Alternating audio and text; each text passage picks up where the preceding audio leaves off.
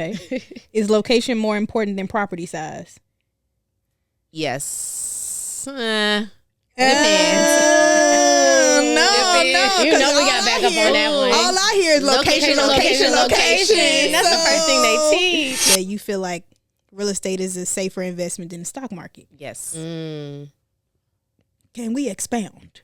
The people, my private money guys, they would much rather give their money to me. They would take their money out of the stock market to give to me to flip it in real estate. That's true. For a number of reasons. One of them. Here we go. Money, making crap for money, money. What's up, guys? This is Brianna Moore, your host of the Conversations Unearthed podcast, where y'all come for me, but you stay for the guests. Y'all, my guest is so fly. How fly is she? Since you asked, Miss Jasmine Booker is the broker owner of Timeless Realty Company, real estate agent, investor, and entrepreneur, operating in not one, not two, but 3 states.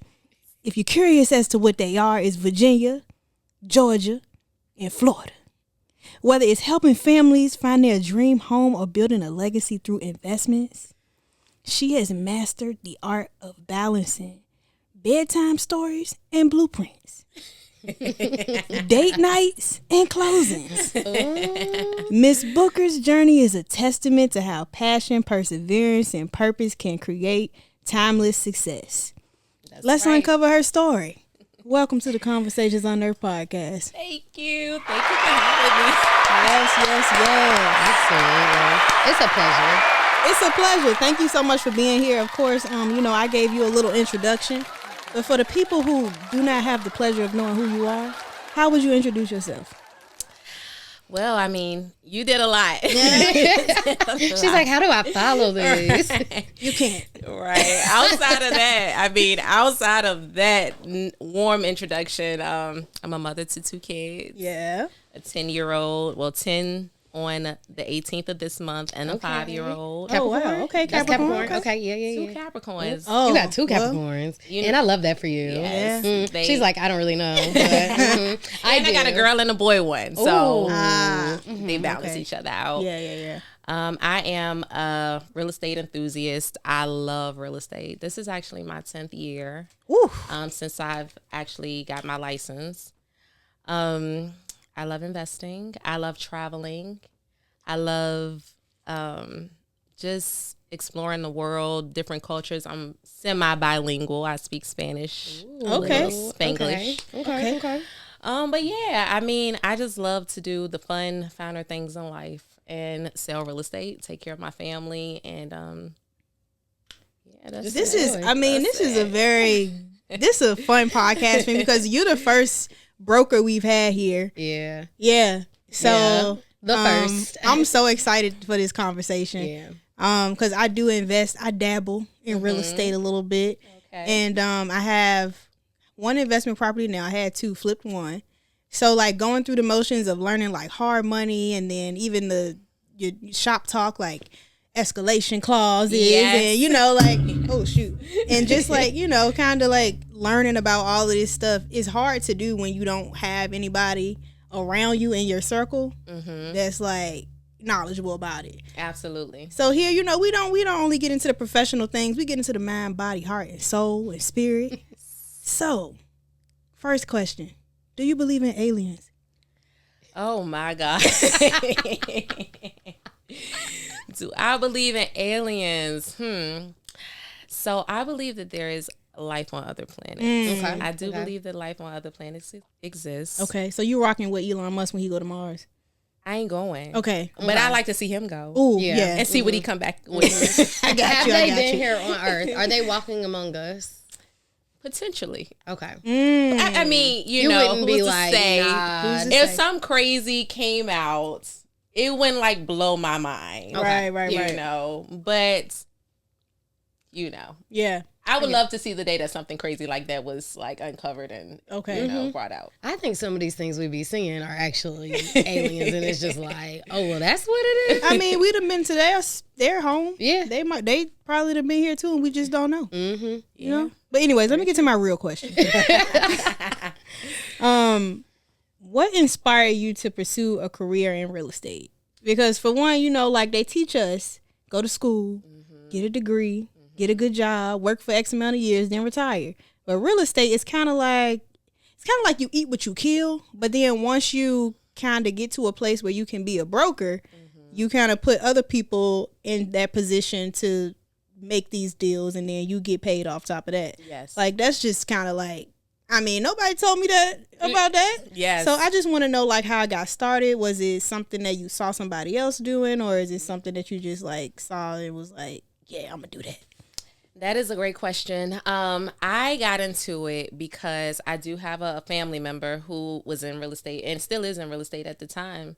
And I remember like at 18, I moved literally the day I turned 18. I was signing a lease to my apartment. Yeah. I always had a job. Wow, 18. Like literally, I told my parents, I'm leaving. As soon as I'm old enough to sign a lease, I'm out. Oh, and when wow. I say 18 birthdays, signing a lease, I was out. She said, I'm over these people. You the only I gotta child? go. No, I'm the oldest of 7. Oh, Whoa. you were out. Yeah. Yes, No. You said, I'm tired. I'm tired.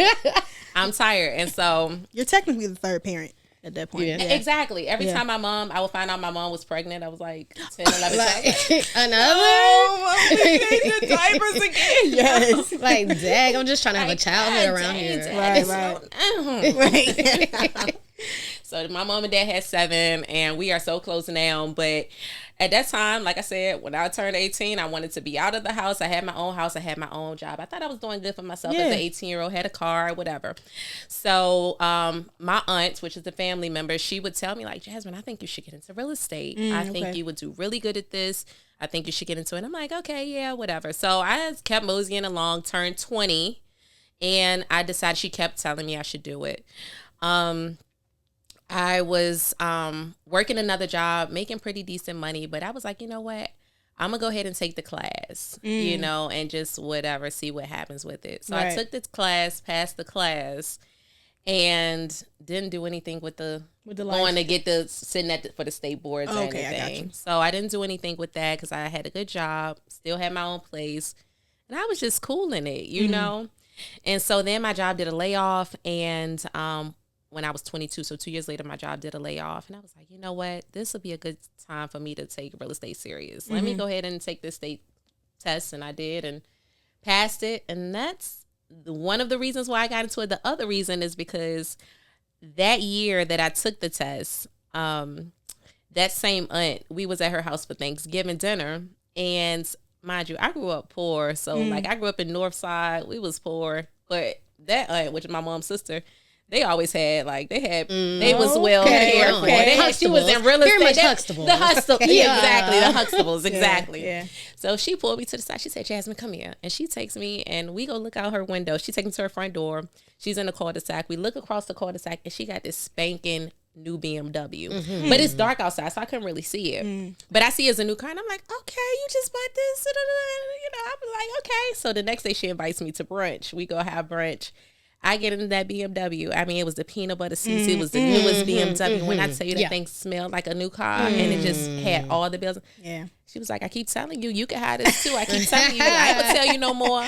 I went and took that test that next day. Wow. But that's okay. It's okay.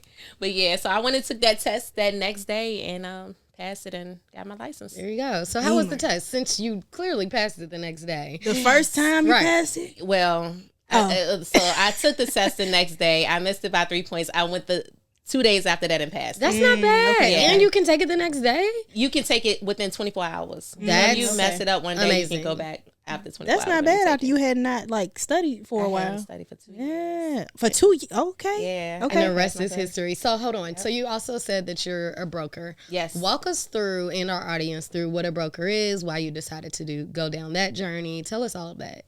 Yes, great question. So a broker is an agent who's been full-time doing real estate for at least 3 years. You have to be a full-time agent for 3 years. You have to take and pass a broker exam.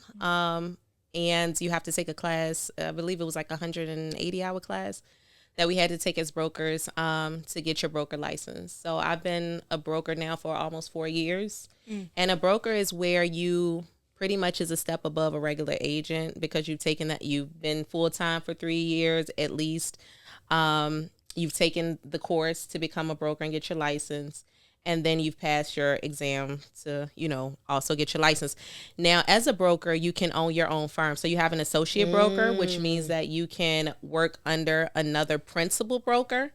Or you can be a principal broker, which means you own your own company and you can have agents that hang their license up under your firm. Okay. So I'm at the principal broker. How many agents we got under us? So right now this market has been a little challenging. Yeah. So we did a pullback. So right now we're at about 12. Okay. We're at about 12 agents who's serious. And not, some agents just dropped out. I mean, this has been one of the toughest markets that we've seen in the last 30 plus years. Yeah. It's Let's challenging. talk about it because coming off of COVID, Oh my God. It How was- was COVID? How was COVID? I mean, for look, the I don't business? feel like the agents had to do no work during That COVID was- Yeah, that's because true. nobody was. I mean, everybody was waiving inspections. People were buying houses sight unseen. That's true. Interest Yeah. rates were 0%. They Yes. were giving away money, but now it's like it's weird because it was this time where like after COVID, maybe 2022 going into 2023, interest rates were going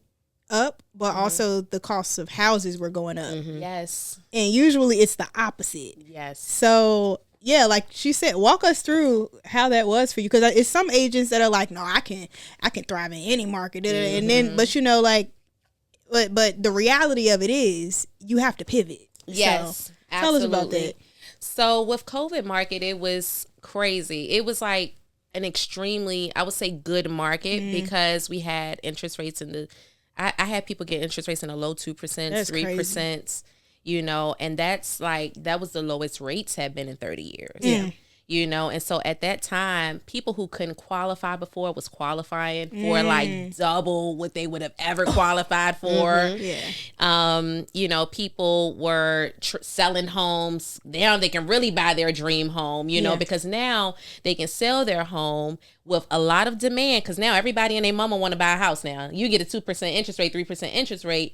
Everybody want to buy a house. You got a ton of buyers in the market. So now you can get top dollar for your property because now your property has a lot of demand. Yeah. You got all these buyers, and that's how we got to the point of people waiving inspections, because they compete.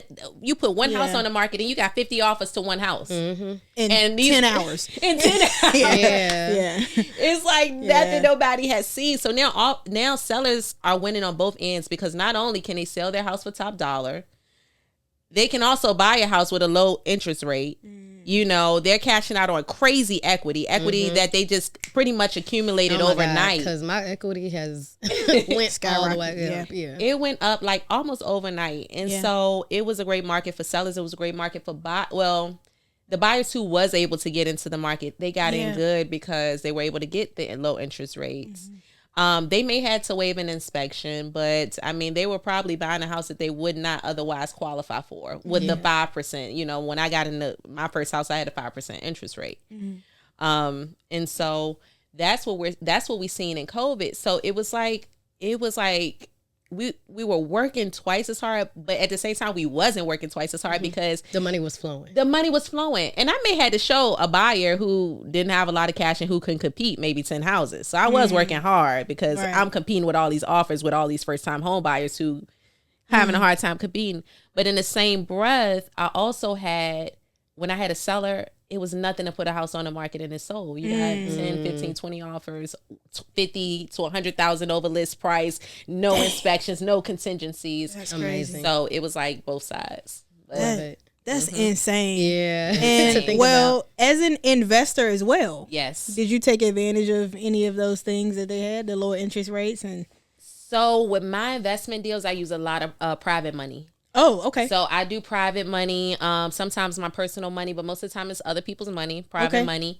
Like hard money, or like you have like a network of people that So I tap? have a network of people that Okay. I tap. So I don't go to like a hard money bank. Okay. The people that I use, I actually know them personally. They live here. We do business wow. together. Okay. And so that's what I use is private money. So the rates really didn't benefit me in that aspect. Wait a minute. So y'all heard of the Right. plug, right? Y'all heard of the plug? Nah, she not even the plug. She the connect. Like she the connect. This is true. Yeah, I know how to get things done. You Yes. know, I can get the current flowing. You know, I'm ready to say, and then you don't have to pay. Well, you pay yourself the realtor fee. Yeah, Right? exactly. That's exactly. crazy. So if I flip a property, I can list my own property and I don't even have to take a fee. I just get my sales proceeds. Yeah. And don't take a fee. I pay the other agent who brings a buyer. Oh my gosh. There you go. That's lovely. I I mean, mean, that's you the in your best bag right now too. Yeah. Like this is what you okay. Y'all, I gotta preface this because she walked in, came just straight from the photo shoot of you. Right. Didn't notice. Didn't notice. Looking Looking good. fabulous, so fabulous. Thank I probably said that wrong. I tried to say it in Spanish. That's not right. It's Fabulous. Oh, see, I did right. What did you say? I was trying to say fabulous in Spanish. Okay, I said how'd you say it? fabuloso. Increíble. Yes, there we go. Oh, this what I got. See. That's what I Eso es got. perfecto. Yeah, oh, see. All right. So I reposted something that you posted. $9 million in property sold. Yeah, sales value. Sales value. Yes, yes. Right. That number is powerful.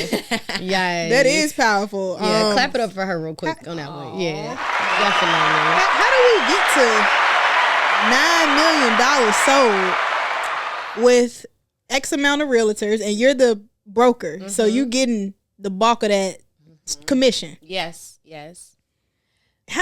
Yeah. How did we evolve to Yeah, here? like was this from COVID? Like did it move like how did it happen? No, so it was just for 2024. So Oh, that was all Crazy. 2024. yes, and let me make something Put some clear. respect on her Clear it up, name. clear it up. Put some respect. Make something clear. So when you see agents talk about sales value, it's the cumulative value of the sales price of the property sold. It's not the money that we're making as Right. the agents. Oh, okay. So if we sell if we sell 3 homes for $300,000 a piece, that's a total value of $900,000 Right. in sales value. So that's how that works. So to get to $9 million, you can just pretty much, it's just a cumulative. So we have, if you're selling $600,000 houses, you get there a lot faster than if Yeah. you're selling 300,000. So it's just when you take all the properties you sold, you add all the volumes up, and that's how you get to your 9 million. Now, as a broker, that was my personal value.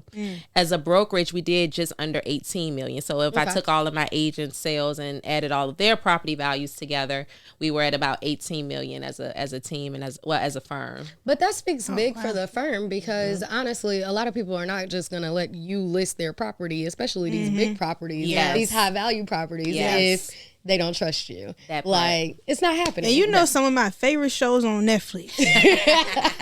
I love is it Selling Tampa? Selling Tampa. Selling Selling Sunset, Tampa. but Selling Tampa Tampa, because yeah. that was mostly now black we about women. to make her Yes. the face of Selling Richmond. No, like yeah, for Let's sure. go ahead and put that in production. Like, has that been pitched to you at all? So there is a network that goes and scout like agents and Okay. stuff. It's not really like Selling Rich Tampa or anything, but there are some agents that do it. I haven't had the desire to do it here. Okay. Okay. You haven't but had the desire, not the opportunity. the desire. Ooh, The okay, let's- you better say that. we gotta Get those break that words up, you know correct. what I'm saying? Exactly. I haven't had the desire to do it here Yeah. because I do feel like the Richmond market, just personal, and it's not, to shade anyone who Right. did take advantage of the opportunity. I feel like the Richmond market is conservative. It's conservative. They don't take to stuff like Tampa. I'm licensed in Florida.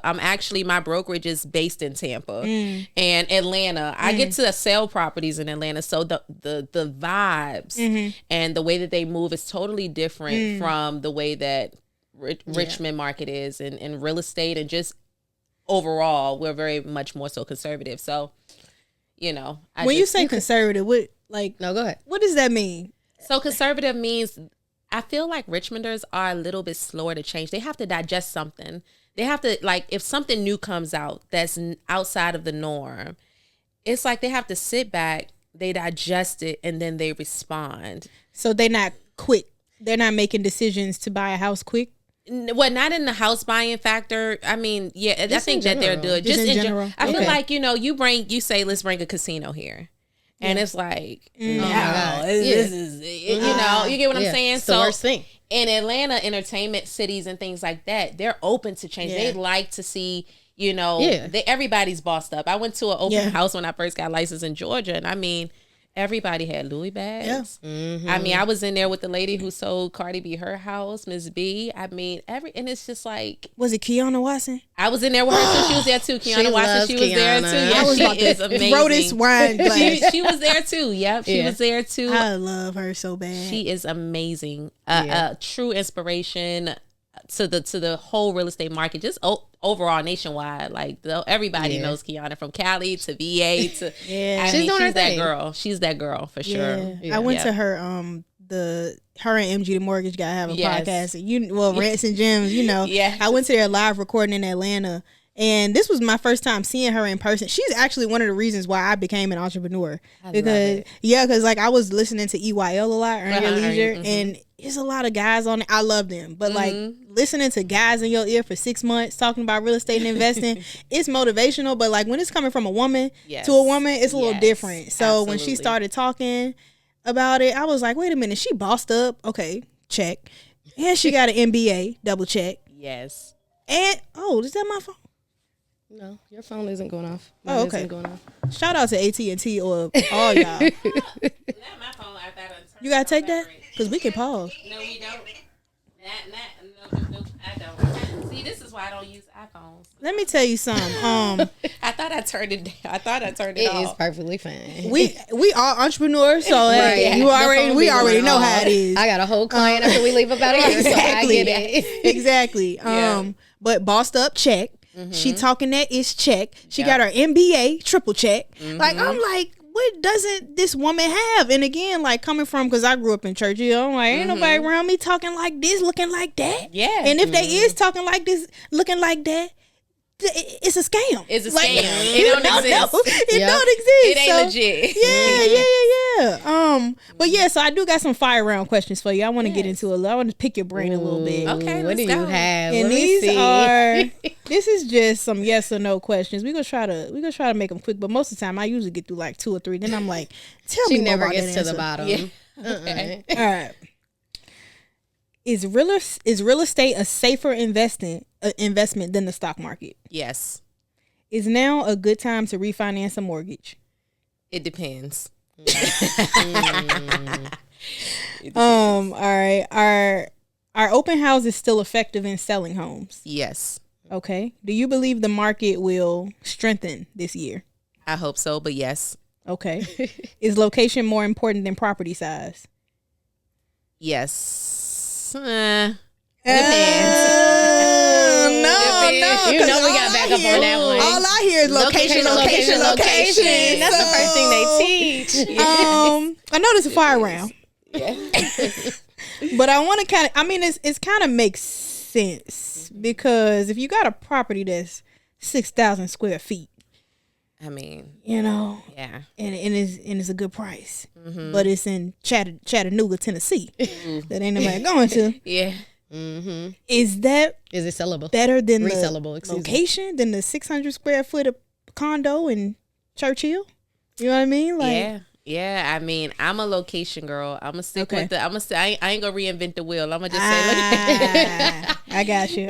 She said, "I'm gonna go with what I've been taught, what I got know." And I think so. I think exactly how you just explained it. I mean, if you want the square footage and it's gonna be your forever home and that's valuable to you, then it's maybe to that individual. It's to certain individuals, the square footage would be more valuable. But in general, location for sure. Okay. Yeah. Okay. Are home inspections always necessary? Highly recommended, but no. Okay. Should everybody consider owning a rental property? Yes. Okay. Is it better to invest in commercial properties other than residential? I'm gonna stick to commercial is great, either or, and it's either or. You can go neither one of those you can go wrong with, but I'm gonna say residential for sure. People always need a place to live. Okay. They'll get rid of their business building before they let their house foreclose on. That is true. Are you licensed to do both? Like, is there a distinction? No. So you can, once you get your license, you can sell residential or commercial. Okay, I didn't know that. Yep. Got it. Dang. Okay. You must have another question. I after got that. questions about I do have more questions, but more firearm questions. But I want to go back to, you said that you feel like real estate is a safer investment than the stock market. Yes. Can we expound? Because I'm gonna tell you how I feel. Okay. I like real estate because I can touch it. You know what I'm saying? Whether the market is up or down, it's there. I can rent it out. We can renovate it. We can add equity. Unless something happens where I just can't pay it and it forecloses, then that's just me not doing good with my money. But stocks is like, you never know what's gonna happen with that company. You never know when they will get sued. So it feels like you said, like real estate is just tangible. So tell me about that. Tell me expound on what you mean about that. So I was just having a conversation with one of my colleagues the other day, and I was just thinking, like, I was talking from a lender's perspective. Okay. Lenders, I know my private money guys, they would much rather give their money to me. They would take their money out of the stock market to give to me to flip it in real estate. That's true. For a number of reasons. One of them is real estate is collateralized, is a collateralized investment, meaning that if I lend you my money to put into real estate to flip it or, buy and refinance, whatever, if you don't do what you're supposed to do, I could take the house. I can take the asset. With stocks, if they put that same money into the stock market and the stock market just goes down, you're just out of that money. It's no collateral. It's no secured backing with your investment. Okay. Yeah, and I just feel like you have a lot more control over real estate as you can choose the location. You can choose where you decide to invest. You can look at historical data. You got trends in historical data. And you can do a lot of this stuff with the stock market too. Sure. You can look at trends in the stocks and see how they're doing. You can study the companies and things of the sort. But again, you got somebody on Wall Street that's kind of controlling that. And then you also, if you lose your money, you just lose your money.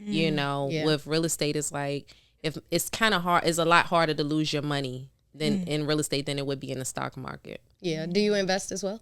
Absolutely. Okay, just making sure. Yeah, not just making sure. You could have said no, and I'd have been like, all right, tell me more. Yeah. But okay. So I have stocks. I have a financial advisor who manages all of my stock stuff because I'm not really as into that as I am into real estate, but he's into that, and so that's what he does. But yes, I do invest into the stock. What about the real estate investment trust, the REITs? The REITs. You like those? I don't have any REITs, but I have heard of some good funds, some good ones.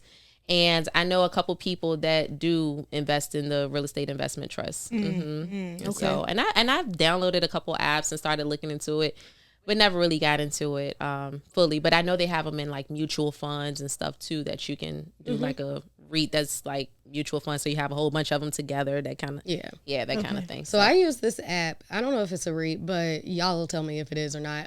It's called Ground Floor. Have you heard of Ground Floor? I haven't heard of that one. Okay, so there's a bunch of, literally they go find a bunch of different properties, and you as an investor can invest in these properties. So I can put $10 at minimum into each of these properties, and they'll just invest it for me. I get my money back in like a year, 2 years, however long it takes them to repay the loan. So I actually have money in a whole bunch of different properties around the country because of this opportunity. So yeah. Yeah. Is that familiar? That's how the other app, I forgot the name of it, but I did see an app like that. They'll have like the property, the project, and it'll show the property, it'll show what they're buying it for, what the plan is and all of that. And then if you want to buy into it, you can literally, like you said, just hop on, buy and at whatever. I think this one had like minimums for some of the projects, but if you put in the minimum contribution, you can buy into it and you'll get paid at a certain period of time. Mine is like, I'll see like values between maybe like 9% to 12% return values. I mean, they give me monthly updates on what's going on with each of the properties. You can literally read into everything. So yeah. And I think that is a smart move because again, your money is tied into an asset. It's collateralized. So if something happened, you own some percentage of that asset. Yep. You know, so it's just better. Might take a while to get the money back when oh my God, when they don't finish the project, it'll be like years down the line before you get your money back. But you get it back. You can still get it back eventually. Still get it back. Yeah. Well, I want to talk a little bit about these investors that you got. Yeah. Because, you know, this podcast, financial based podcast. And the cool thing about it is I get to bring on the people who are doing their thing and they feel, know what they doing. And I can ask myself this question. So, as somebody, maybe it may be me, it may be a friend, but it's probably me, who wants to pitch to investors to start a real estate fund. Okay. What would be the first thing? Like, would you start with your warm market? Would they start with their warm market? Like family and friends, create a presentation, pitch it and be like, I need X amount of money for this property? Or like how would you pitch this idea to people? To get like a crowdfunding. To get a type thing crowdfunding. Going. Basically, how would this person get people to give them money? That's a good question. A good point that you bring up. So I would say I was told to start with my family and friends. Start with your network first. Okay. If you have a, network, I would pitch it to them first. Get them the opportunity to build some wealth within the family, within the friendship or whatnot. After that, you got to get out in these streets, get in these investment meetups. They have them all around town. I've made a lot of my connections just by going to the REI meetups, you know, and all of the, real estate It's tons of them, Chester, Richmond, all different ones. So you get in those rooms, and in those rooms, you're able to meet the private lenders, meaning the person that you can talk to right here that got millions of dollars sitting in a stock account. They can't wait to give you the money as they can't wait for you to bring them a deal that makes sense so that they can give you that money.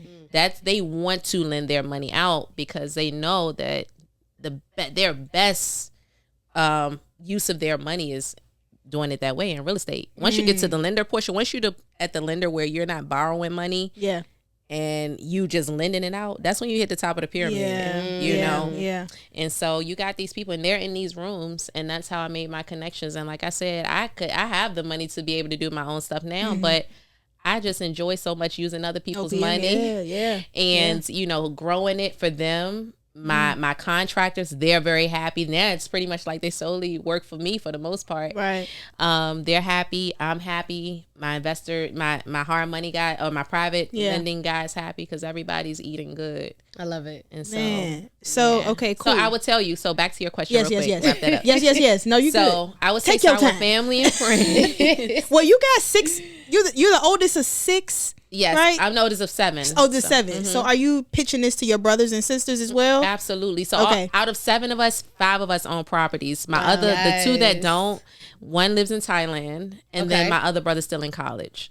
So you done put the whole family on. All 5 out of 7 own And properties. you didn't even realize wealth. that when you were doing this. You were like, nah, I'm just trying to get the BMW I that my love auntie that. had, but here we are. Here we are. And so they're understanding now the investment side. So like one of my brothers, he's about to rent out his place so that he can now go and buy another place. Yeah. So it's tricks and things to be able to scale your portfolio up without having to have a lot of money or even be an investor, So, but yeah, I would start with those people. I would go into the streets. I would pitch them. First of all, people need to understand the return on real estate. Like I said, I would pitch them one that is backed. Unlike the stock market, if I don't do what I'm supposed to do, you're going to have a note on my house that says you can come and collect, you can come and take my asset or foreclose on it and get your money back. Whereas in the stock market, you ain't got that.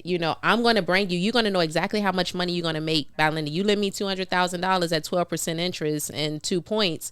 I know exactly how much I'm going to pay you in interest, and you know how much you're going to make in interest, and then you're going to give it to me for 6 months. You know how fast you're going to get it back. Wow. Yeah. You're not going to 6 months, you giving people their money back in 6 months? 6 months. 6 months. And that's 12%?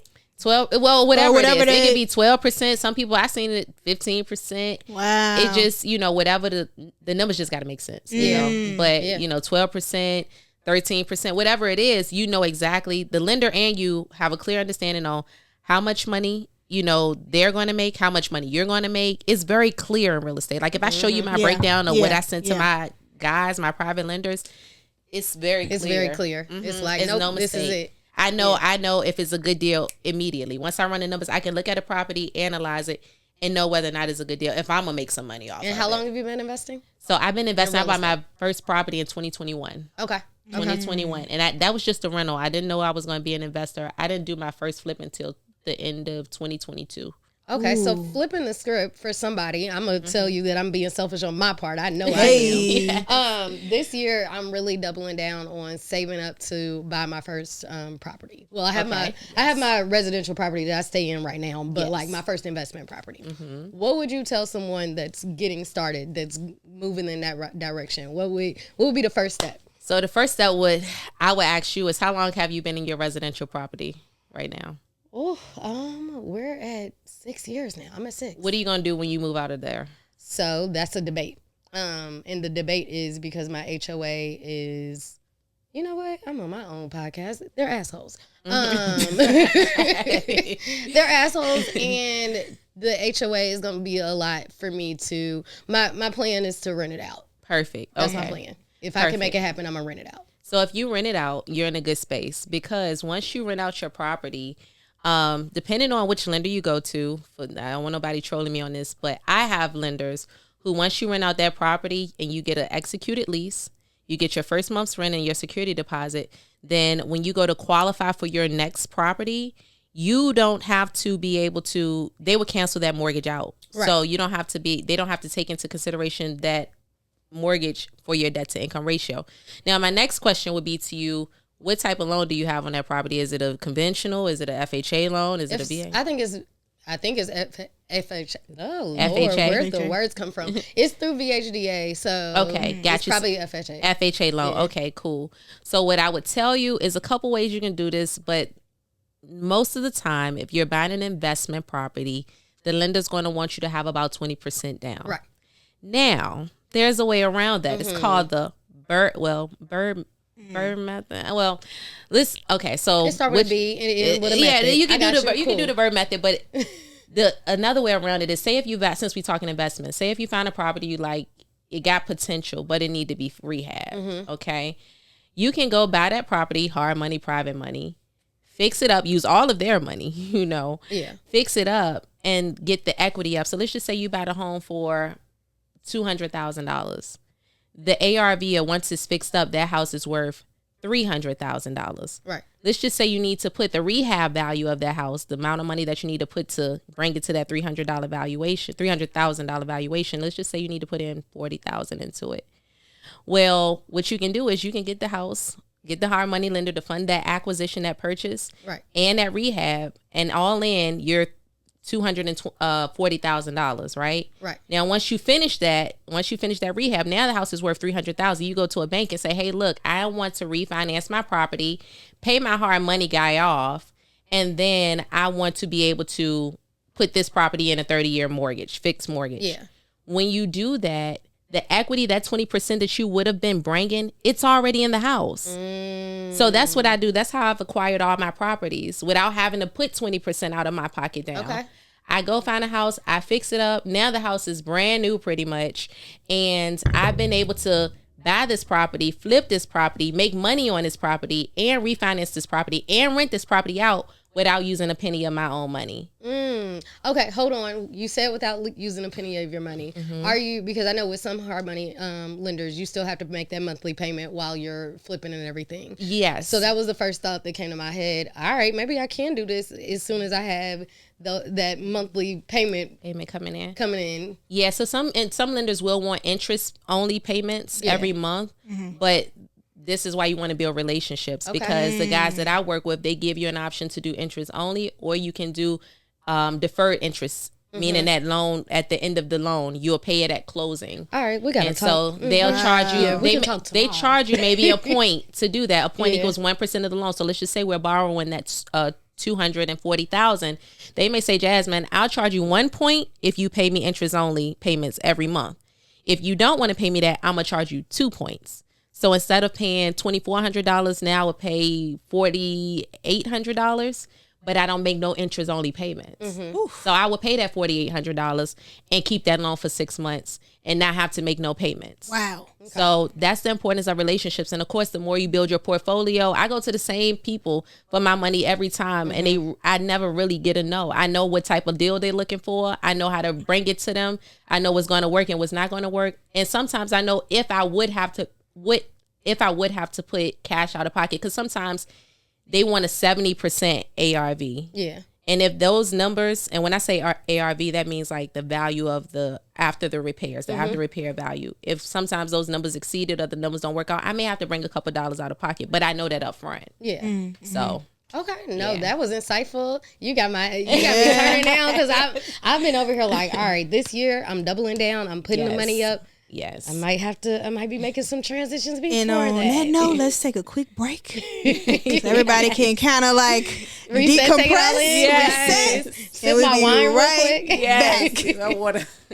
And we are back with the extraordinary Jasmine Booker. If you haven't been watching so far, the gyms have been crazy. It's the hair. It's the hair. We're just gonna leave it on. I'm about to put that in my pocket. But we just finished talking about a bulk of things. We talked about real estate, investing, crowdfunding, basically. We talked about OPM, using other people's money to fund your deals. We talked about going through the process of becoming an investor when you already have one house that you're living in. Like, we done hit on so many things. I feel like we need to charge y'all for this episode. No, for but real. I'm gonna be Put it behind the paywall. Right, it's gonna be behind the paywall real quick. But we gonna start back a little light because I like this question and I think it's kind of fun. If you won $50 million, okay, but your best friend's eye surgery is $49 million. What you doing?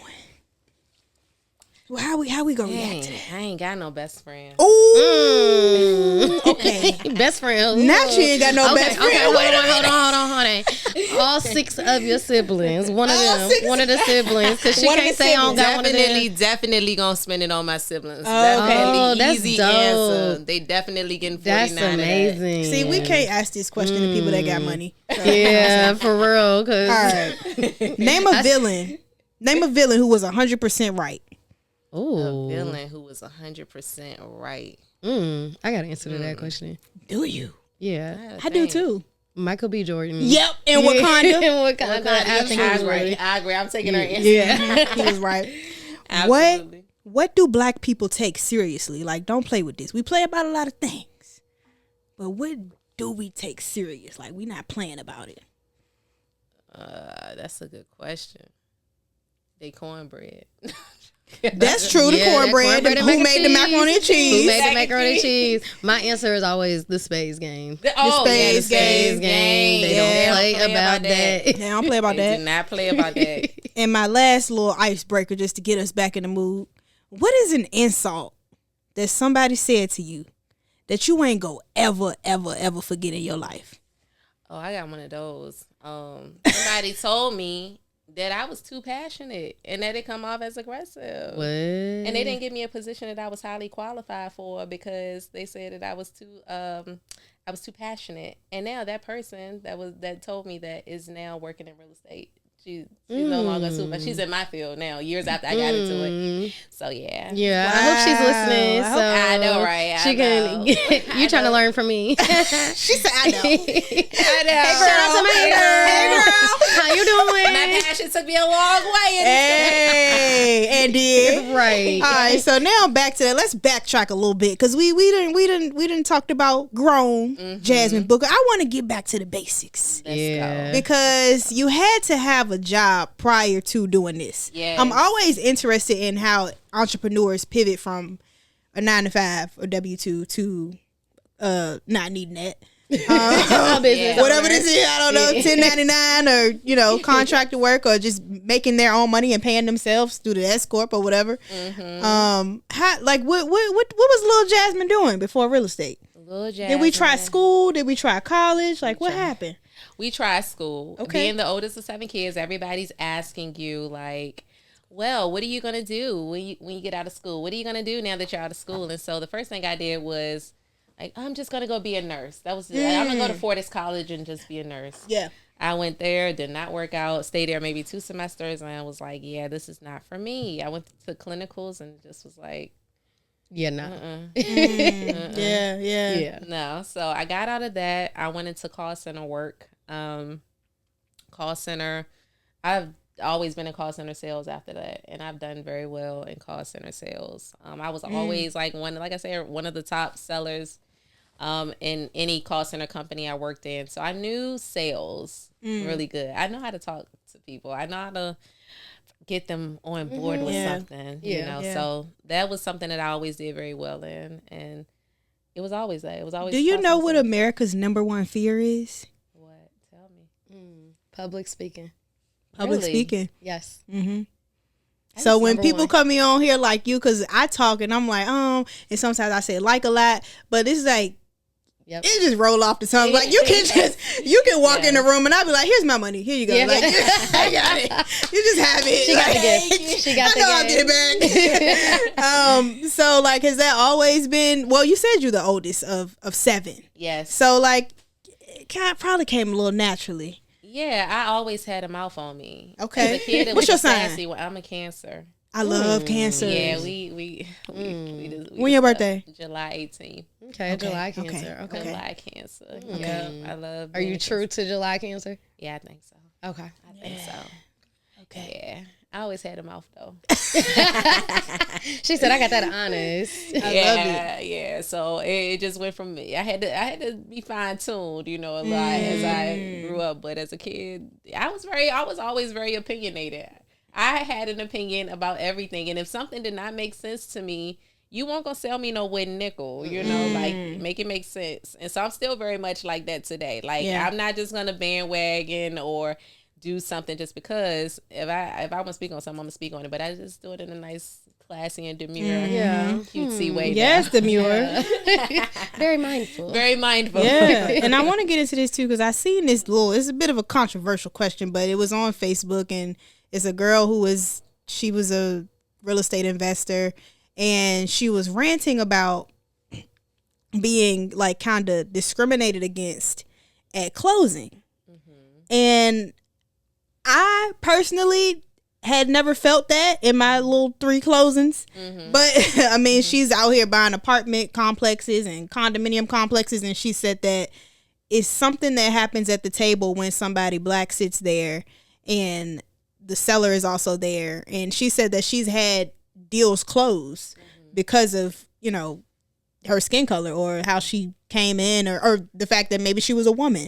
So I'm wondering, do you feel like those things have ever happened to you in this field, or you just like, nah? And I to haven't add had to that that, happen. they also say with like inspections and stuff, a lot of black people like our appraisals. inspections, appraisals, Yeah. excuse me, are lower. When it's us, you can send a white person in there and it'd be extremely higher. So yeah. So how have you dealt with any of these things? So I do know it exists. It's pretty much like you can't turn a blind eye to it because it does exist for sure. I would say that I've been very fortunate that I haven't had it like right in my face. Not saying it hasn't happened to me, I haven't experienced it, but it hasn't happened right in my face. You know, but I do know it exists. I do know that the opportunities are different for minority people. Like me trying to get a luxury listing out here up against someone else, my, you know, counterparts or whatnot, it would be different. You know, the standard is definitely higher. Even if I do get it, the expectation is crazy stupid out the roof for us to perform and to deliver, being a minority and female.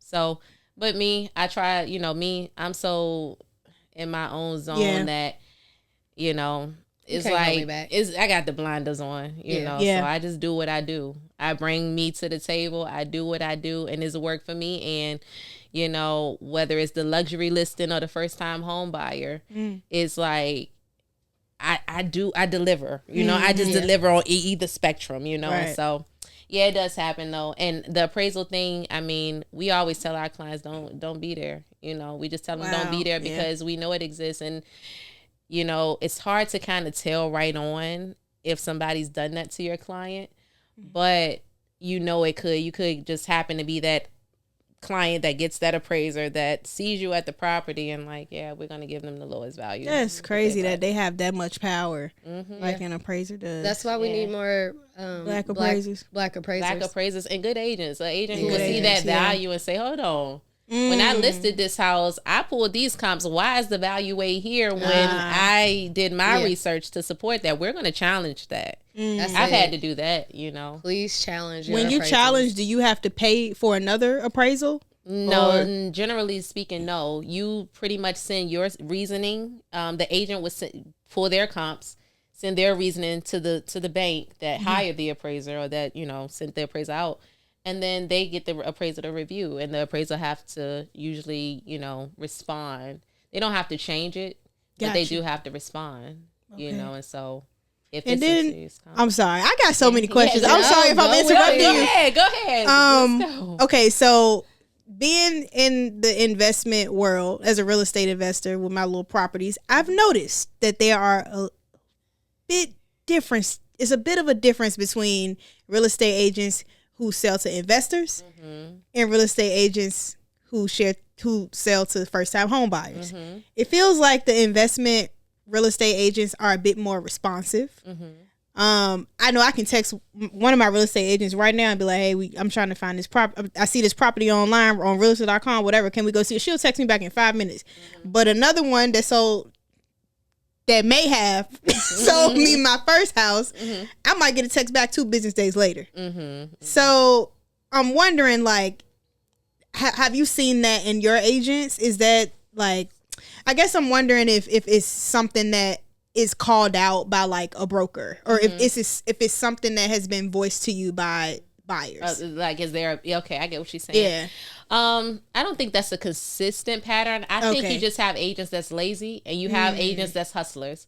You got agents that, you know, have already made plenty of money. They're comfortable. They're gonna, you know, they got other things going on in their life and they just kind of get to you when they get to you.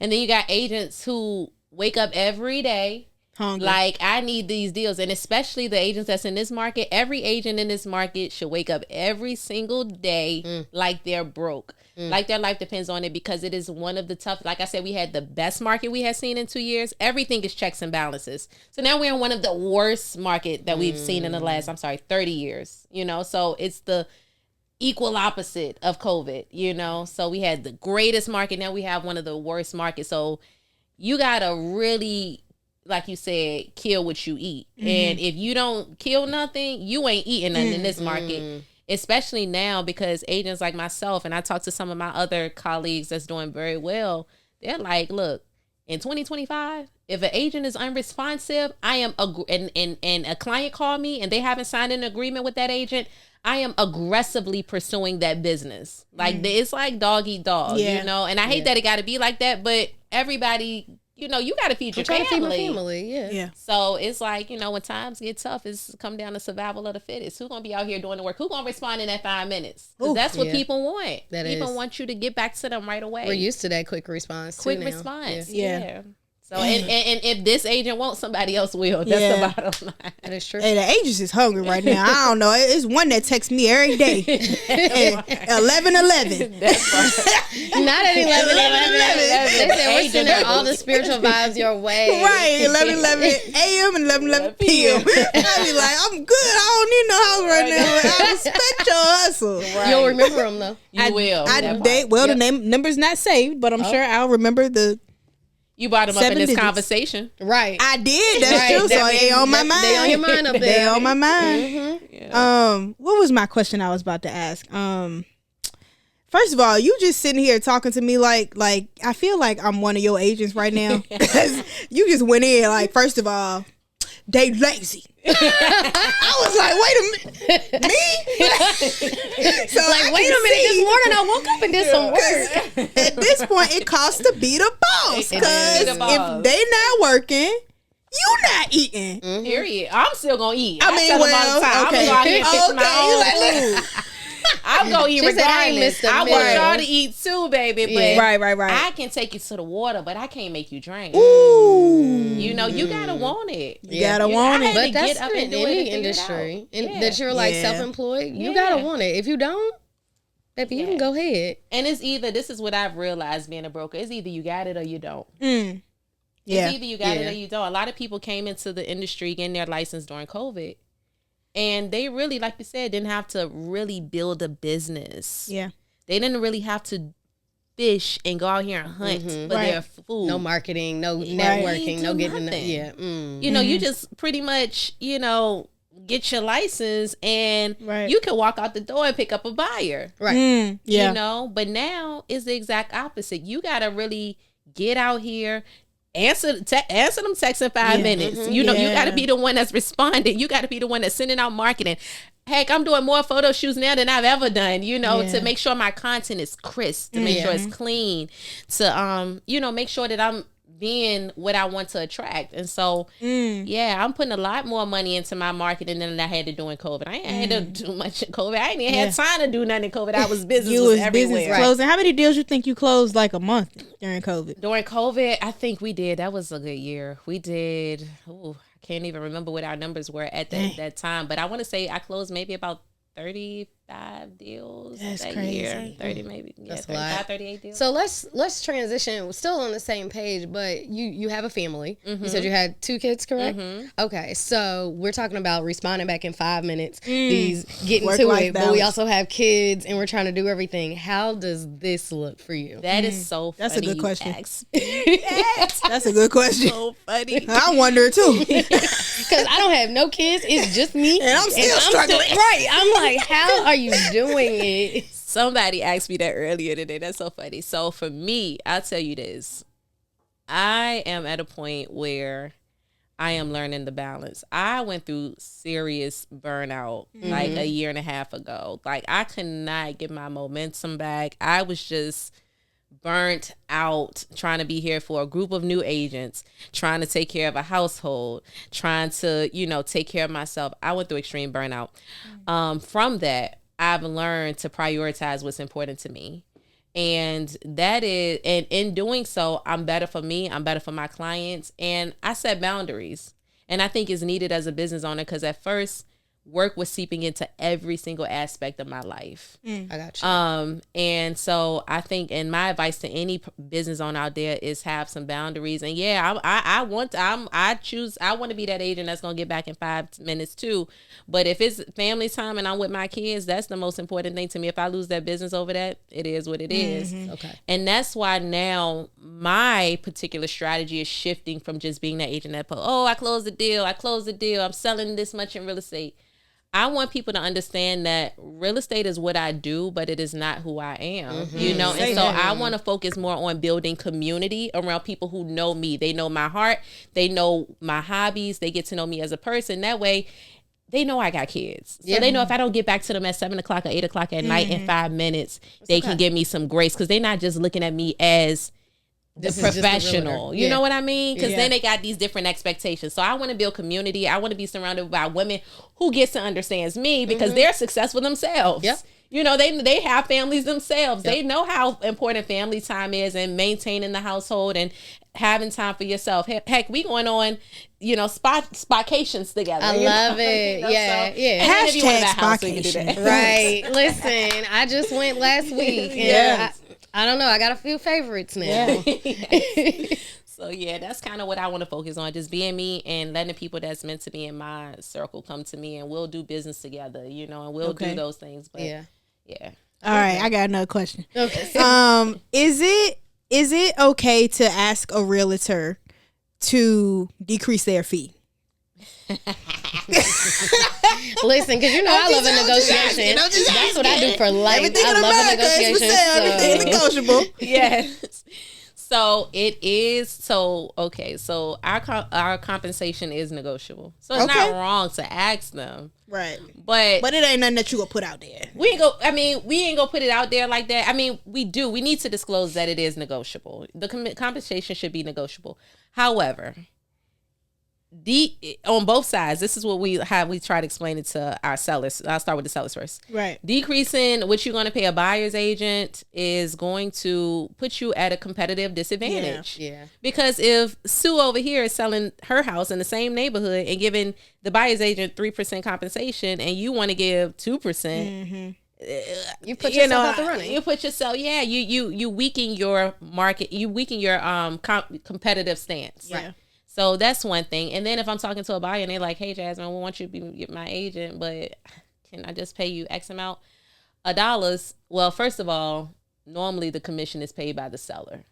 So that's the first good thing. I really haven't had a case where my buyer had to pay me commission. I always negotiate that with the seller, one way or another. And so it goes back to, like I said, most of the time my buyers don't have to pay me commission. So, and I would feel very bad if one of my buyers had to pay me a commission because they pay a lot of stuff out of pocket. Not saying that it's fair for the seller to pay the commission, but this is how it's been for years now. This is just what it is. So, Okay. yeah, but now in our market in our industry, the standard is that the sellers will pay a commission, and it is negotiable. So you can negotiate what you want to pay your agent, and the agent can negotiate and advocate for what they think they should be paid. Okay. Okay, I'm sorry. Go ahead. Go. All right. I'm gonna let you go after this. It's like ping pong, but to the people who say the real estate market is about to crash,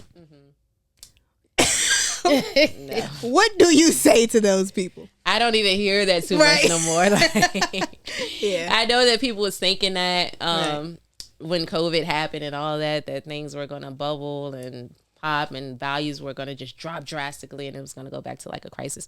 But it still is way too much demand for it. It's not going to happen. It's way too much demand for housing. In fact, it's more demand. If they drop the rates, that's all they got to do to move the real estate economy. Yep. It is so much pent up demand, and the millennial population they want to buy. They have the money to buy, and I think they're like the second largest population since the baby boomers. And so it's not even enough inventory really to keep up with the demand of the millennial population. So it will be a long time before we see supply outrun the amount of demand for housing. It'll be a long time. So for that reason, we're not going to see the bubble burst. That's why prices still haven't come down yet. Yeah. You know, I'm waiting for them interest rates to drop. We hope the interest rates will do it, but houses are still appreciating. That is true. That is true. So if the still going up. If the interest rate go down, the price of the house just go up. It's still gonna go up. That's what I'm saying too. Because the demand gonna go back. The demand's gonna go back. Yeah, and, There's gonna be bidding wars and that's why I want to wait it out and see like what's going to happen, because I mean, at some point you like to think this house that was once 200,000, like it ain't gonna never hit 500,000 on the house that we seen in our lifetime be worth 200,000. Like, so where do we draw the line? But it's hard to see that point because you got so much demand, right? Not even enough housing. You so know? will we ever see that point? Yeah, exactly. They got to kind of slow it down by having these rates high, slow down, to try to bring back a balanced market. But yeah. What's the top thing you've learned in your journey as a realtor? The top thing that I've learned in my journey as a realtor is buy up as much property as I can. That's one of the things, real estate is a very solid asset and it's one of the fastest ways to build wealth. So that, one of the other things I would say that I've learned is that entrepreneurship is a journey. A lot of people think you can just wake up and make it overnight, become a millionaire, because that's how they look promise you on can't. You can't. It's hard. It's not happening. It's really, really hard, and it is a journey. And I've learned to, instead of trying to rush my process, to enjoy the journey. Meaning, in that, I've learned to be okay with setting boundaries and understanding, like, okay, if I lose that business, I'm still gonna get my goals. Yeah. But I'm not in a rush for it no more. So I just learned to be comfortable with the journey. Learn as much as I can, buy as much real estate as I can. And those are some advice that I would give to some people. Love it. All right, this is my last question. I always say this, but she got 3 more questions in the tuck, for sure. This is an investment question. Okay. So I had a mentor who was helping me invest in real estate, or like coaching me in real estate. And I was gonna buy a house that my family was selling. And I was on the phone with her, and I'm like, yeah, I was talking to the realtor about it, whatever. And she was like, realtor? This your family. Why would you need a realtor to buy a house from your family?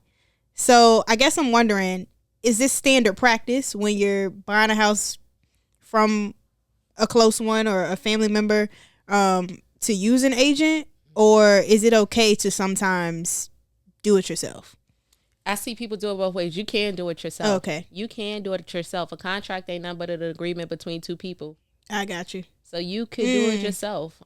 You would need somebody to, obviously an attorney or a title company to, facilitate the transfer of title, but you don't really need an agent to do that. However, I highly recommend having an agent. Right. But if it's family, people do those transactions among themselves. They may have an attorney to facilitate the paperwork, facilitate the closing. They don't have to pay an agent. Oh, that was good. That's good information. Yeah, that is. Yep. I'm glad you asked that. And I know too, like when the COVID was hitting, the interest rates was 3%. It was so many freaking like bidding wars. I just went ahead and went new construction because it was cheaper. Yeah. Like it was cheaper. I mean, the house was supposed to be done in October. It won't done till the July after, but Whoa, that's crazy. It was a mess. It was crazy. It was a mess, but I know that's a strategy that some investors use is they literally only buy new construction properties because it appreciates so much. Yes. Yep. And then another strategy that people use, and maybe you do this too. Do you invest out of state? Yeah. I'm getting into that, but I help investors out of state. Yep. You help investors. Okay. Out of state. What about globally? Like, I know a lot of people talk about Dubai. And Let's talk about it. So I haven't gotten into the global market yet, but I do know it is very profitable. It's some agents that's at my firm in Florida that's licensed out Punta Cana, and they sell like these condos. You can get them cheap, and they're out there marketing those. And then I know a girl that I follow. She was living in Atlanta, but she's out in Dubai doing big things in Dubai. So I do know the global economy for real estate. There are some hot spots, and it is a lot of people getting into that. I haven't tapped into that yet, but I'm watching from a distance. Okay, I got you. I'm about to purchase in Accra. I know that's right. I'm about to purchase in Accra. The conversations are happening daily right now since I've been back, and I only been back a week. Yeah, I'm about to buy in Accra. Yeah. And then all this stuff with LA. God.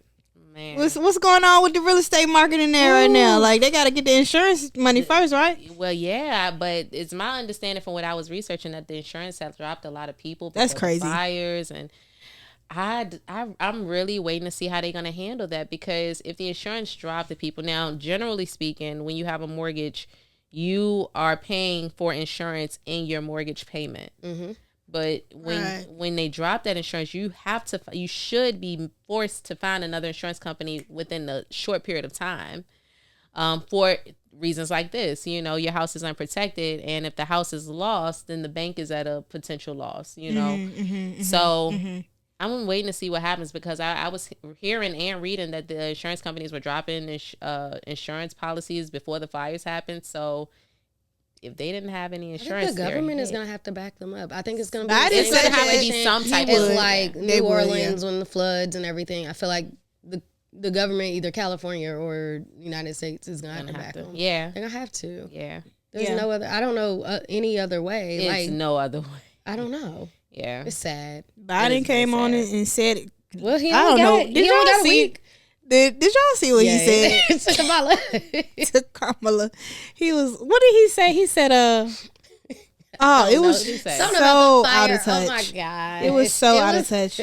He's like, not to light a fire under you or something like that. And he was like, no pun intended, and she was like, she's over everybody.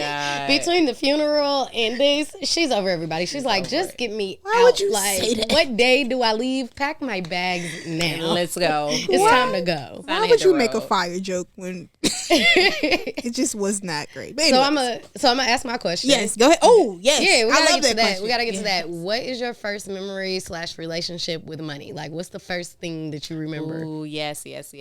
My first deal. Let me tell you. So my first deal, mind you, the first year in real estate, I hadn't sold anything. I didn't make a sale, didn't make a penny in real estate. I was ready to quit, give up. I had told my broker to send my license back to DPOR, and I was like ready to be like, forget it. In that transition, I ended up having a friend call me like, hey, Jasmine, I want to buy a house. Can you help me? Long and short of it was I moved my license from DPOR to another. What's DPOR? It's the licensing board, the Okay. Department of Professional Occupation Regulation. So it's Okay. who issue our license. And I moved my license, told them I'm going to keep it active and move it to another firm. I went to that firm. Well, that friend ended up buying a house with somebody else. Oh. Broken heart.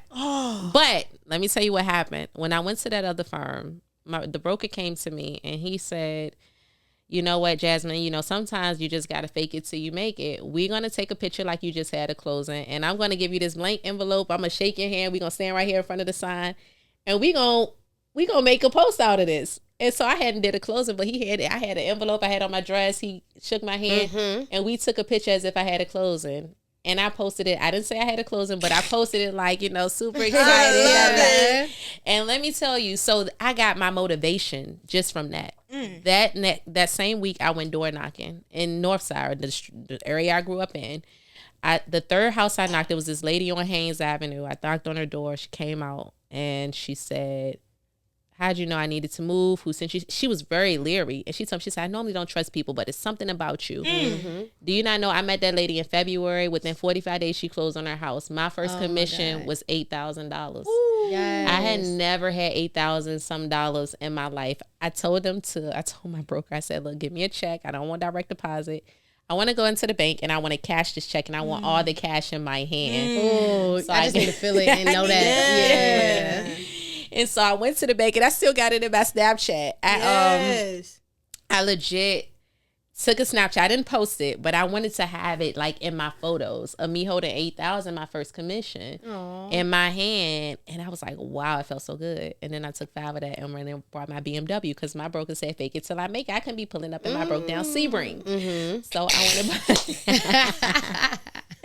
So I went and bought that BMW, and from there was like a spiral effect. Once I got that one, I marketed. My lady gave me such a good review. We would look so happy at the closing table. I bought her a big closing gift, and she was truly happy. Like, she was truly happy she had worked with me, and after that, it was a spiral effect. But like, that's when I knew. I was like, oh yeah, This is like, I'm here. Yeah, this is it. Is door knocking still like one of the most effective ways to do business? But of course, if it's high conversion, it's the hardest thing to do. But it's like the greater the risk, the greater the reward. Same thing with this. People don't want to get out and go door knocking, but it's the most effective. If I'm not a good phone call converter, but if I can get in front of you, if I get to talk to you, it's a wrap. Yeah. It's a wrap. So I could convert at a much higher rate, getting out here, going to talk to people seeing me, getting to know who I am, like feeling my energy, feeling my aura and my vibe. Yeah. They would be more likely to work with me than me trying to sell them over a phone call. Yeah. That's why social media is like my second favorite thing, because people get to feel who I am through my content. Yeah. Yeah. So I love it. I've heard the same thing on mine. They're like, oh no, we knew that we wanted to talk to you and book your services based on everything. So now I feel that. Yeah. Are you wholesaling too? I have wholesaled before, but I haven't wholesaled anything recently. But what I'm focusing on to now in the work that I am doing is lead generating, doing more off-market lead generating. That way I can wholesale some things. Because in lead generating for off-market deals, I'm able to cherry pick. I'm able to, if the person say, well, hey, I don't want to sell off-market, I can say, okay, no problem. I can list it on market. I'm a licensed broker. I can do that. If they say, oh, Jasmine, I want a quick sale, I can say, okay, great. I can buy your house cash, or I can subject to it, or, however you want to do it. She said I'm her. When it comes to real estate, like, I got you. Yeah. So if they, no matter what they Shout need. out to the booking agent for Conversations on Earth. I just want everybody to be aware of who is getting the people here. Proceed. I'm sorry. Shout out to the Brianna Moore. Proceed. Shout out to Brianna you. Moore. I'm over here like, I feel like I'm just getting smacked every time you talk. I'm like, yeah, she do this. She gonna be calling me all night like, yo, did you hear when she said this? But wait. She gonna hang up and it's gonna be 10 minutes later. But what about this? I'm gonna be like, yes. Because you're dropping all the gems, like all of them. Yes, so I'm trying to think. Like, I know you travel a lot. Yes. I'm trying to make sure we tap into everything. Yes. She got to come back at this point. Right, exactly. Got so much to ask. Where's your favorite place you've been? So far, it's been I got two favorites. Okay. So Zanzibar, Africa. Oh my God, it's beautiful. It was amazing. A vibe, beautiful. And I love Turks and Caicos. Really? It's beautiful. I said before I went to Zanzibar, I said if heaven existed on earth, it would be Turks and Caicos. It is beautiful. You sound like me. You sound like me with mine. You sound just Who like are me. you? Which one? So obviously, I just got back from Accra, from Ghana, and now that's top. Can't listen. The motherland. Top two. Yes. Oh my! It's beautiful. It's just I felt like home and everything. Yes. But before then, it was always Aruba, and that's exactly what you just said about Turks and Caicos is how I feel about Aruba. Like, oh my God, it's just so beautiful. It's just so peaceful. The food was good. Like, oh my God, yeah. I just So came I back feel from you. Carousel, and they Oh my said it's God, like I went to 5 Carousel. miles Yes, from Aruba. I over went the water. in May to Carousel. I Nice. liked Carousel. Me and them had some conversations about what they can do better in Carousel. Right. So I might go back in like 3 years. Speaking some papiamento. Yeah. They speak. You know what's crazy about Carousel that I really thought was cool? Being like, their language is composed of Dutch, French, Spanish, and English. So they would say my room number. They'll be like 321 or der cero. Der cero. And der is French. But the other words will be Spanish. But then some things they'll say in English, and then some of it is in Dutch because of the way that they were colonized. Yep. Jesus. They Oh my speak God. 4 languages in one. Wow. Which is crazy. These colonizations, That's the way crazy. they took over the Americas. Yeah. When did you have time to learn Spanish? Well, I started in school. Okay. I did start at school. Okay. I didn't really get that great at school, but I did learn the very basics. What's taking your journey? This is a personal Yeah, question for y'all me. need What's to taking talk your about journey this, from- 'cause yeah, She be on Duolingo. all day long. All So day. I understand a whole bunch. I can't speak because I don't speak.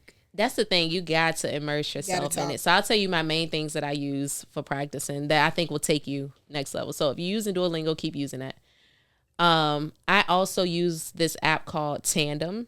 Okay. Tandem is an app where you can talk to real people. Okay. They're trying to learn English. You're trying to learn Spanish. It gives you, they're pretty basic, you know, you can talk to them. They can talk to you basic Spanish and English. I also recommend listening to music and watching movies, telenovelas with the subtitles. I do this to this day. I watch cartoons when my son is Spanish. Oh. And he's learning. Like he knows, I can tell him something, he knows what I'm saying. Okay. So I watch like cartoons or telenovelas and trying to get, and then I work with a lot of Spanish There people you because go. my contract is all Latinos. So basically, I just So need I- to pick me up some contracts with Latinos. There you All right, go. we're Just gonna work on start that. talking to We're them. gonna work on Yeah. that. I'm gonna be like, send me some folks, just so I'll cut them a discount. Yeah, so I can learn my Spanish. And then I talk to them whether they want to talk to me in Spanish, and I talk to them in Spanish. I Ooh. talk right to them in Spanish, Yeah. and you know sometimes they'll talk back in English. Sometimes, a lot of times, they talk to me in Spanish. They like, wait, she speak our language. like, I'm yeah, here. they like, ooh la la. I like your accent. You're very amable. I love it. So it's Well, cool. I got so many more questions. Yeah. I'm not gonna ask because we gonna be here all night. Right. Uh-huh. But we gonna go ahead and wrap it up. But we usually wrap up with a book that we reading and a quote that really has impacted us. So I'm gonna give you some time to think because we put you on the spot with this. None of these questions were asked to her beforehand. She got no heads up about what we were talking about. So on that note, we gonna start. Heather usually start. Do you want to start? I or you can want me to start. I think I can start. I think I Okay. can start. Okay. I have my quote up. Let me get my book up so I can just be like ready. I Okay. think I have both of them ready. Oh, yep. Yep, I'm ready. Okay. Okay, so my book right now, I'm actually listening to the audio, but it's We Should All Be Millionaires by Rachel Rogers. And then my quote. Oh, I love Rachel. I didn't know she had a book. She has a book. Oh man. Okay. Oh, wait. And my quote that I pulled for this episode is, if you look at what you have in life, you'll always have more. If you look at what you don't have in life, you'll never have enough. Oprah Winfrey. Okay. All right. Well, my quote is, I don't know who said. I saw it on Threads, Shout out to but it Threads. stuck with me. And the girl said, "Just start. You can make it good later." I like that. I like that. That's good. And the book that I'm reading is The Millennials Guide to You're going to have it eventually. Adulting. Yeah. Why did I sign up for this life? Yep. by Miss Heather Allen. Thank you. I'm still on chapter 2. Oh my God, Be we're gonna Present. can we get past I'll be on chapter chapter 2? 3 soon. Okay, I told please. you, Be Present is such. Yeah, I you mean, said this one's crazy. listen, I mean, it's just such a mindful book, and when you doing so much, it and you finally get time to meditate, like it's I gotta stay on it for. I love No, it, y'all. I I'm love fine with that. It makes I love me emotional every time you say it because she said it a few times on the Yeah. podcast now in the past like week. Like it's in there. I have the book with me. I read it. Yeah, and I mean, when I wrote it, this is what I wanted out of it, especially when it comes to be present. Like, nah, if you need to take that time to meditate, take as much time as you need. Yes. Yeah, absolutely. Thank you. I need to get a copy of the book. Okay, Yes. I will make that happen. Yes. I'll make that happen. All right, we ready? Yes, I'm ready. So what I'm reading now, well, starting to read. I started it and didn't finish, but I'm back on it now. It's called Become Your Future Self Now. And that's where I've been being more focused on the balance and doing things that's important for my future, but now, like, not setting those boundaries and things like that. Yeah. And one of the quotes that I love, that I always think to, and if I have to think of one on the spot, is do what you can with what you have where you are. And that quote was by Theodore Roosevelt. And so that's my quote. I like that because a lot of people think you need certain things to get started, but you just gotta fake it till you make it. Yep, that's it. I did that fake picture with that fake check. And the good thing is social media allows you to fake it till you make it. Oh They yeah. do. Listen, Oh yeah. listen. But she ain't fake. Let's be clear. Oh, no, I I was here ain't with her fake. for You 2 gotta- hours. Making no more. And she Nah, ain't faking. nah, It ain't even not at that. all. Your personality, not even that you ain't even faking it no more. Your personality don't even show no fake in it. Nah. So let's be clear. She might take a picture and be selling to y'all because she's a Right. seller. Yes. But she ain't no faking. First of all, Thurgood Marshall has been said on this podcast 2 times. Because remember, I thought he was in a fraternity. Oh my God. But that was Theodore Roosevelt. But I think she just said Theodore I said Roosevelt. Theodore. Lord, child, you Oh, over here. Thurgood Marshall No. is in a fraternity. Correct. Yes. Yes. Theodore Roosevelt Is a past a president. white man. Correct. Okay, got it. Okay. We gonna need you to go read up on that tonight. We will. And then the last thing, how can we support you with your Instagram, all your socials, and all that stuff? Absolutely. Oh man, you guys can follow me on Instagram at _Jasmine Booker _ That's JASMINE BOOKER. And Facebook, same thing, Jasmine Booker. And Are you taking new clients? absolutely. Okay. Absolutely. We never missing a bag. Yeah, Unless we not got to at all. answer to the kids for them 20, 30 minutes and y'all decide to go to somebody else. We ain't missing a bag. We ain't missing a bag. We ain't missing a bag. And now I got a team to help with all of that. So, yeah. Yeah, but you Head guys talk. have done more than enough by just allowing me on your podcast. I really appreciate it. This is my first podcast. That's crazy. I've we hope you never been enjoyed on. your I was experience. nervous coming in here. Like, oh Are you still nervous? my god, No, good. Good. Oh, we try to good. make it. We try to make it a little vibe. Yeah, it was. But I tell you, nobody has been here that hasn't supposed to be here. Like Yeah. this couch is dynamic. It's like divine. It's just been.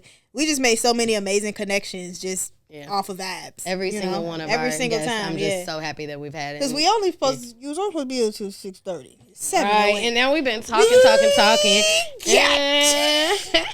We done held you. Did we keep it cute like you told us to? Y'all kept it cute. Okay, Thank good. y'all. Okay. Just making sure. Thank y'all. Yes. All right. Well, we gonna wrap it up, y'all. Definitely make sure you to like, comment, subscribe, tell a friend to tell a friend. Take care of yourself. Take care of each other. Peace, blessings. Love you. Good night. Good night. Good night, guys. Bye, y'all.